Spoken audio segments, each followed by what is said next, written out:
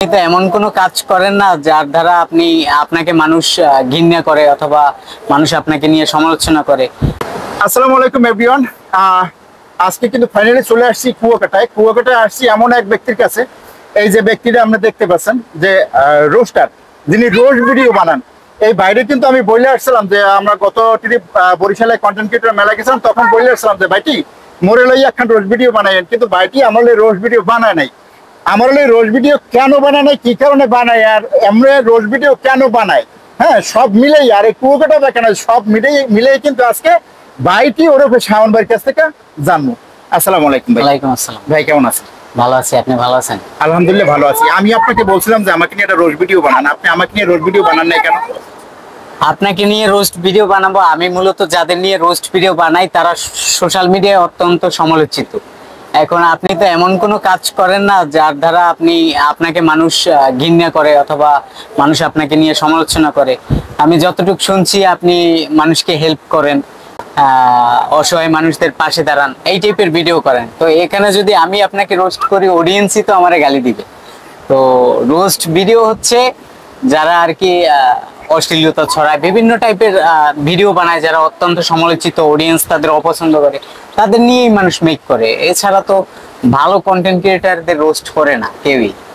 ও আচ্ছা আচ্ছা, এত ভিডিওর মাঝেও আপনি কেন রোস্ট ভিডিওটা বাইছে নিলেন, এই সম্পর্কে একটু বলেন। রোস্ট ভিডিও বলতে এটা হচ্ছে আপনার বাসায় বসে একা করা যায়, কোনো পার্টনার লাগে না। যেমন ক্যামেরাম্যান, আমার ব্যক্তিগতভাবে আমার ক্যামেরাম্যানও লাগে না। ক্যামেরাম্যান টেন সহ এভরিথিং, সব কাজ আমি নিজে করতে পারি, বাসায় বসে করতে পারি, এবং আউটডোরে দৌড়াদৌড়ি করা লাগে না। যার জন্য আর কি রোস্টিং করা, মানে ওই মানুষকে বিনোদন দেওয়ার উদ্দেশ্যেই রোস্টিং করা, আসলে রোস্টিং এর উদ্দেশ্যে রোস্টিং করা না। ও আচ্ছা আচ্ছা, যাই হোক, আজকে আপনি কুয়াকাটায় আসছেন, কুয়াকাটায় কতদিন থাকবেন এবং কুয়াকাটা এই কি প্রথম আসছেন না আরো আসছেন? আমি ফার্স্ট টাইম আসছি। এই ফার্স্ট টাইম এসে কুয়াকাটা কেমন লাগলো এটা একটু। হ্যাঁ অবশ্যই, আমাদের কুয়াকাটা অনেক সুন্দর। আমাদের বরিশালের মতো জায়গায় যে এত সুন্দর একটা সমুদ্র সৈকত আছে, এটা আসলে ভিডিওতে দেখছি অনেক, যে কুয়াকাটা সমুদ্র সৈকতের সৌন্দর্য, কিন্তু আসলে কাছাকাছি আসলে বোঝা যায় এটা সৌন্দর্য কতটা। তো এটা আসলে উপভোগ করার মতো, আমি উপভোগ করছি অনেক। যাক, অনেক ভালো লাগলে। এরপরে কুয়াকাটার বাইরেও কিন্তু ভালো লাগার একটা জায়গা আছে, হয়তো বা নাম শুনছেন বা দেখছেন, সেই জায়গাটা কি যাওয়ার কোনো ইচ্ছা আছে? সেটা হচ্ছে যেটা ডিসি পয়েন্ট নামে আর কি পরিচিত পাইছে, যেটা হচ্ছে আপনার তালতলিতে নিদ্রাচর। হ্যাঁ অবশ্যই, আমার বরিশালে প্রত্যেকটা জেলায় ঘোরার ইচ্ছে আছে। যেমন আমি আজকে কুয়াকাটা আসছি, এরপরে পটুয়াখালী যাব আর কি, 25 তারিখ পটুয়াখালী যাব। তো আমার ইচ্ছে আছে টুকটাক বরিশাল বিভাগের যে কয়টা জেলা, এই কয়টা তো অবশ্যই ঘুরবো একটু। আপনি আজকে দিন তো এখানে থাকবেন, আজকে রাতটা? হ্যাঁ আজকে। কালকে সকালে উঠে যাইতে পারেন। আমার সাথে তো আরো লোক আছে, তাদেরও তো একটা মতামত আছে, আমি মতামত নেন, এবং যদি যান তাহলে সেই বিষয়ে আমি আপনাকে হ্যাঁ সাপোর্ট দিতে পারি, আমি আপনাকে নিয়ে যেতে পারি ইনশাল্লাহ। তো আজকে কালকে যদি নাও যাওয়া হয়, ইনশাল্লাহ যাবো, গেলে অবশ্যই আমি আপনাকে জানাবো। আর যেহেতু আপনার নিজের এলাকা, গেলে তো অবশ্যই পরিচিত ভাই ব্রাদার যারা আছে তাদেরকে অবশ্যই জানবেন।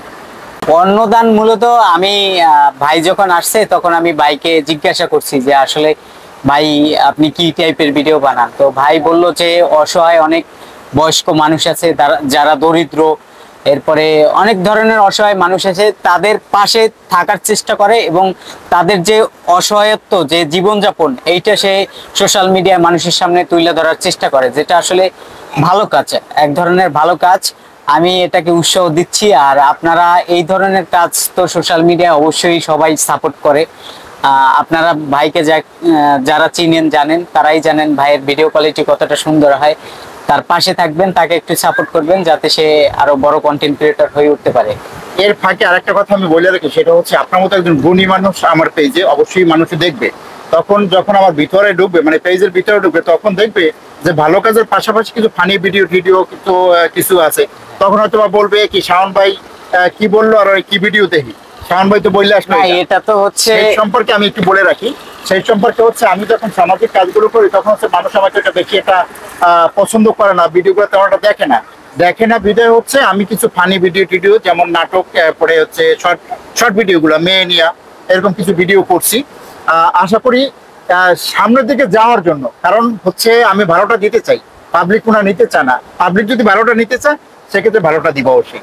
আসলে ভালো কাজ করে যদি আপনার 10 জন ফলোয়ার্সও থাকে, ওইটা অনেক মূল্যবান। ফলোয়ার্স থাকলেই হয় না। হ্যাঁ, ফলোয়ার্স আপনার প্রিন্স মামুনেরও আছে, কিন্তু আপনি প্রিন্স মামুনের ইনবক্সে যাই দেখবেন যে সবাই তারে গালাগালি করে। সো আপনি ওই মেয়ে নিয়ে ভিডিও করেন, যাই করেন, মেয়ে নিয়ে খারাপ কিছু না করলে তো অবশ্যই সোশ্যাল মিডিয়া কাজ করতে পারবেন। অনেকেই মেয়ে নিয়ে করে। যদি ওই ধরনের কন্ট্রোভার্সিতে যাওয়ার জন্য কিছু করেন, আমি এটা আপনাকে উৎসাহ দিব না। কারণ আপনি কন্ট্রোভার্সিতে গেলেন, আপনাকে অনেক মানুষ চিনলো জানলো, কিন্তু তারা আপনাকে পছন্দ করলো না, মানে ঘৃণা করে ওই সেক্টর থেকে চিনলো, তাতে তো কোনো লাভ নাই। আপনাকে ভালো কাজের মাধ্যমে 10 জন মানুষ চিনবে, ওই 10 জন মানুষই আপনার কাছে 10 লাখের সমান মনে করবে নিজের কাছে।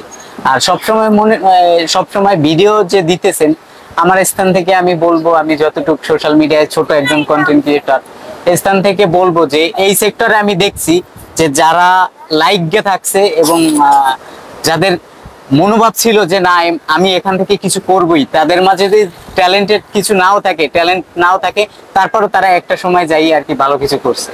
অসংখ্য ধন্যবাদ ভাইটিকে, এবং আপনাদেরকে অসংখ্য ধন্যবাদ আমাদের ভিডিওটা দেখার জন্য। ভিডিওটা অবশ্যই শেয়ার করে দিবেন, আর এই সুন্দর পরামর্শের জন্য অনেক ধন্যবাদ। ধন্যবাদ ভাই। অনেক ভালো থাকবেন, শুভকামনা রইল ভাইয়ের জন্য।